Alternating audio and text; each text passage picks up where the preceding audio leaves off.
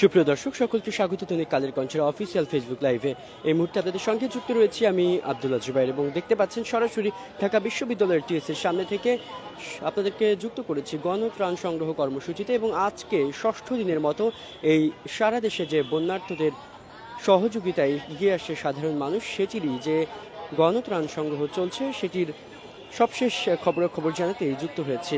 এবং আপনাদেরকে জানিয়ে রাখতে চাই, আজকে ষষ্ঠ দিনের মতো এই ঢাকা টিএসিতে আমরা দেখতে পাচ্ছি শুধুমাত্র নগদ অর্থ এবং ঔষধ এটা কিন্তু এখানে রাখা হচ্ছে। বাকি যে বস্ত্র থেকে শুরু করে খাদ্যদ্রব্যাদি সেগুলো রাখা হচ্ছে ঢাকা বিশ্ববিদ্যালয়ের কেন্দ্রীয় খেলার মাঠে। এখানে আমরা দেখতে পাচ্ছি বিভিন্ন বয়সের মানুষ, বিভিন্ন শ্রেণী পেশার মানুষ তারা এসেছেন। একটু জানতে চাই, আন্টি একটু কথা বলতে চাচ্ছিলাম আপনার সঙ্গে। তিনি আসলে কথা বলতে রাজি নন, কেননা আমরা অনেককেই দেখেছি যে আসলে দান করে সেটা গোপন রাখতেই চান। সে বিষয়ে আমরা একটু আপনার সঙ্গে কথা বলতে চাচ্ছিলাম। আপনার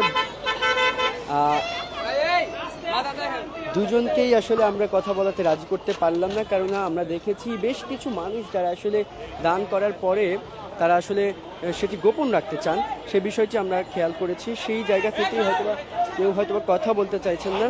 এবং এখানে আমরা দেখতে পাচ্ছি যে আরও একটি ট্রাক এসেছে, যেখানে হয়তোবা অন্যান্য দ্রব্যাদি রয়েছে, সেগুলো আসলে তারা এখানে রাখবেন। আমরা দেখতে পাচ্ছি এখানে একজন শিক্ষার্থী আছেন ছোট, তিনি আসলে দান করলেন।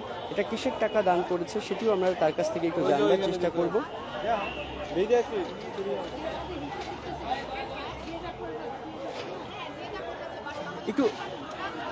একটু কথা বলি তোমার সাথে একটু কথা বলি। একটু কথা বলি, আমি লাইভে আছি কালের কণ্ঠে।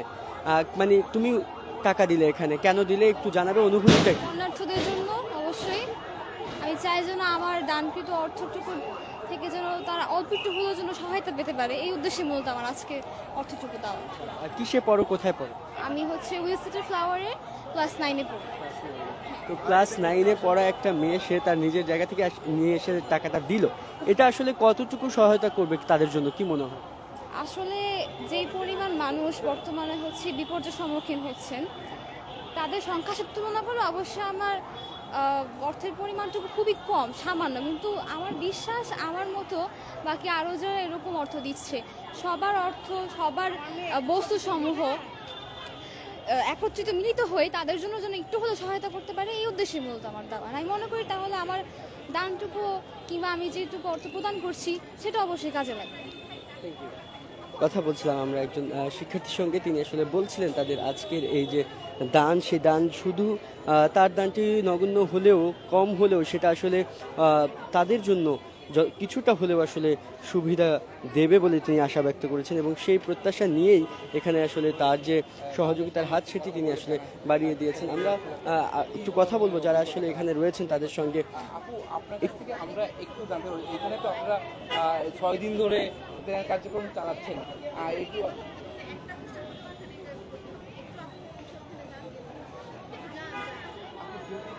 আচ্ছা, এখানে আমরা একটু লাইভে আছি, আপনি এখান থেকে শেষ করে দিয়ে আমরা চলে যাব। মানে ষষ্ঠ দিনে আপনাদের সংগ্রহ চলছে, গণত্রাণ সংগ্রহ, সেখানে নগদ অর্থ এবং ঔষধ এখানে রাখছেন, বাকিগুলো আপনারা খেলার মাঠে রাখছেন। এখানে কেমন ভিড় দেখছেন এখন পর্যন্ত? আজকে অন্যান্য দিনের তুলনায় একটু কম ভিড়, কারণ শুক্র শনিবার ছুটির দিন, অনেকে এসে ত্রাণ দিয়ে গেছেন।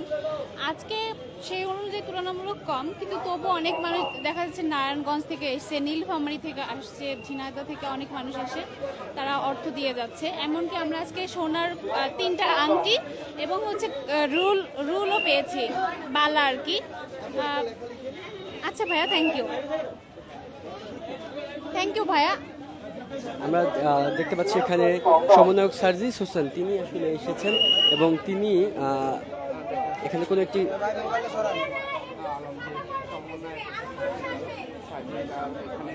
সার্জিস আলমের সামনে কেউ একজন আসলে একটি নগদ অর্থের পরিমাণ ব্যাগে করে এসে দিয়ে যাচ্ছেন, সেটি সার্জিস আলমের সামনে আসলে সেটি দিচ্ছেন, আমরা দেখতে পাচ্ছি।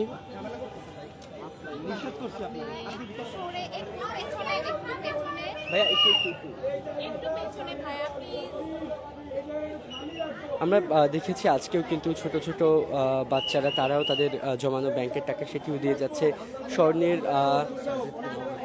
স্বর্ণের যে জিনিসগুলো রয়েছে সেগুলো অনেকে দিয়ে যাচ্ছেন, সে কথা কিন্তু বলছেন। এবং এখানে দেখতে পাচ্ছেন আপনারা ব্যাগে ভর্তি যে টাকাটা নিয়ে আসছিলেন সেটা আসলে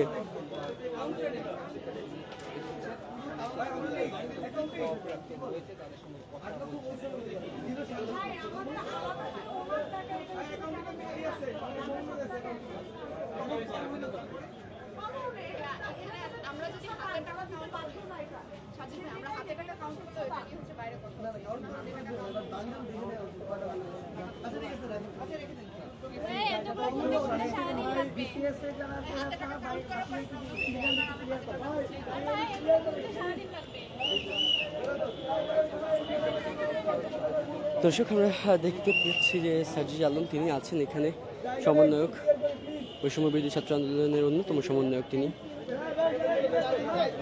এবং যেটা বলছিলাম যে গণত্রাণ সংগ্রহের আজকে 6ষ্ঠ দিনে তারা কিন্তু তাদের যে গণত্রাণ সংগ্রহের কার্যক্রম সেটি চালিয়ে যাচ্ছেন।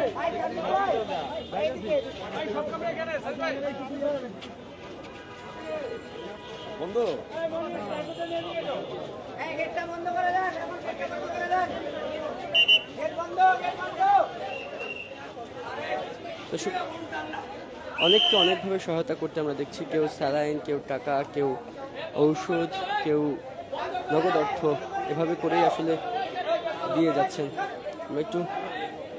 আমরা একটু কথা বলবো আপনার সঙ্গে, আসলে একটু কথা বলি আপনার সঙ্গে একটু কথা বলি। আমরা কালের কণ্ঠের লাইভে আছি, আপনার কাছ থেকে জানতে চাইবো যে যেটি আপনি সহায়তা করেছেন এখানে সেটি কোন উদ্দেশ্যে করেছেন এবং এখানকার সহায়তার পরে আপনার অনুভূতি কি এখন?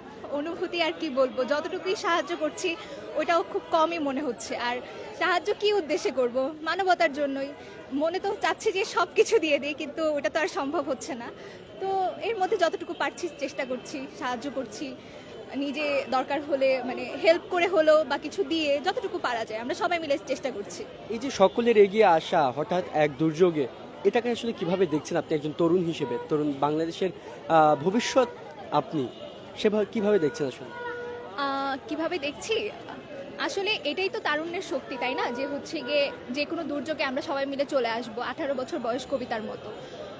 তো সেদিক থেকে এটা অবশ্যই একটা পজিটিভ চেঞ্জ এসেছে, কারণ এর আগে তো আমরা কখনো এভাবে একসাথে হতে পারিনি। হ্যাঁ, মুক্তিযুদ্ধের সময় তরুণরাই এগিয়ে এসেছিল, কিন্তু ওইরকম কোনো ক্রাইসিস কিন্তু হয়নি। তো এবার একটা ন্যাশনাল ক্রাইসিসে যেহেতু সবাই সুযোগ পেয়েছে, সবাই নিজের সর্বোচ্চটা দিয়ে চেষ্টা করছি।